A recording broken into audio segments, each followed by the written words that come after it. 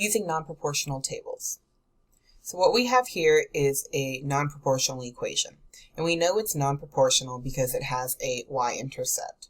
Remember, this y-intercept is where if I were to graph this equation,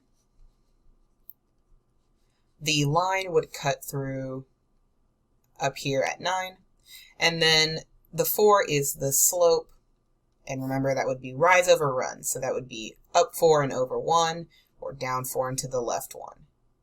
And I would have a line roughly like that.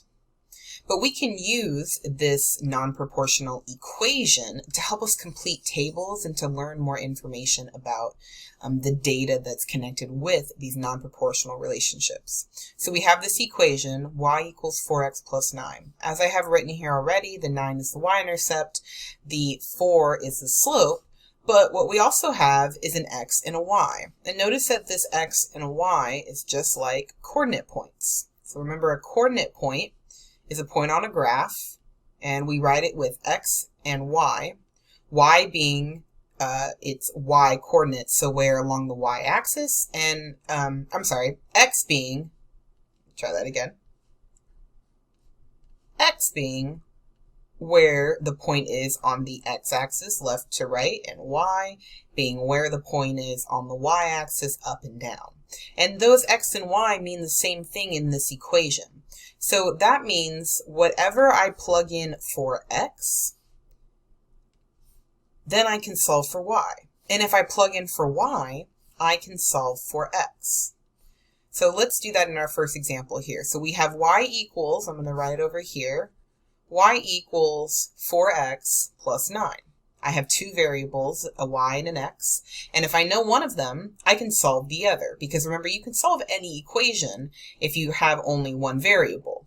So my first blank spot here in my table says, what is y when x is 3? So I'm actually going to plug in 3 for x in this equation.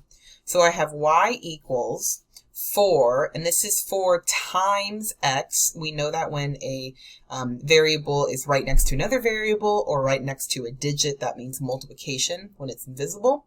So 4 times x, in this case, which is 3, and then bringing down the plus 9.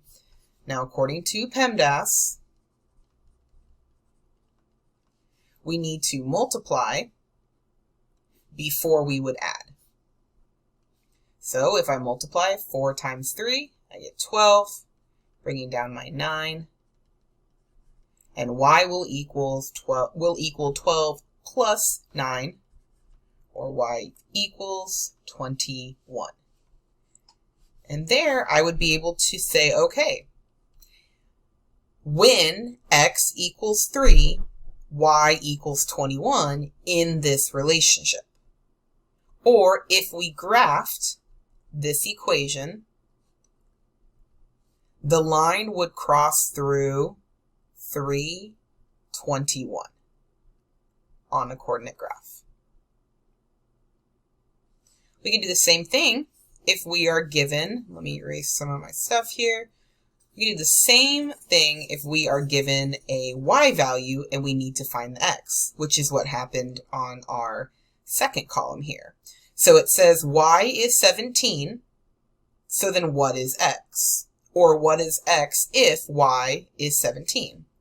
So I'm going to write out my equation, y equals 4x plus 9, and this time we are plugging in 17 for y. So that means 17 equals 4x plus 9. I need to solve for x, which means I need to get it all alone. So I'm going to start by undoing the plus 9. So I'm going to subtract 9. That way it goes away. But if I do it to one side, I must do it to the left as well. Keeping my 4x on the right, I have 17 minus 9, which will give me 8. Oops, 8. And now I'm just down to a one-step equation. X times 4 equals 8. So in order to get my x all alone, I'm going to undo what's happening to it, which is multiplication. So if I divide the right side by 4, 4 divided by 4 would just be 1, so all I have is x. But I need to do the same thing on the left side, so I'm going to divide 8 by 4 as well. 8 divided by 4 is 2.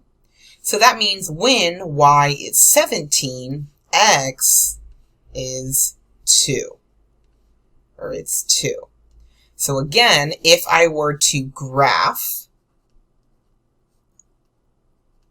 this line, y equals 4x plus 9, it will cross through the coordinate point 2 as x, and 17, just say it's up here, 17 as y.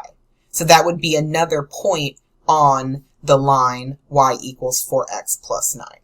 So whether you're given the y or you're given the x, as long as you also have the slope and the y-intercept, you can always find the other missing coordinate point.